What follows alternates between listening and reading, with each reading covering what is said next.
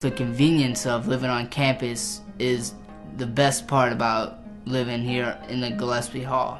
Once I get done with class, I can just come back here, get my homework done real quick, and then just go right to practice and have all my stuff here at school. For me personally, this school has a lot to offer. It's just real diverse here. I got to meet a lot of new people. I have 3 roommates, but we each get our individual room.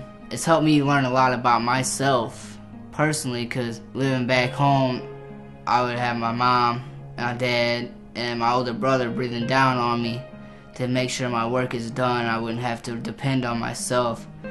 So I think my college experience would be a lot different if I did live off campus. I would always have somebody there pushing me instead of pushing myself to strive for the best out of myself. Take the chance and live on campus, even if it's for a semester. You can just to get the experience of it, the true college experience. To learn more about Harris Stowe's residential life, please call 314-340-3300 or visit us at hssu.edu.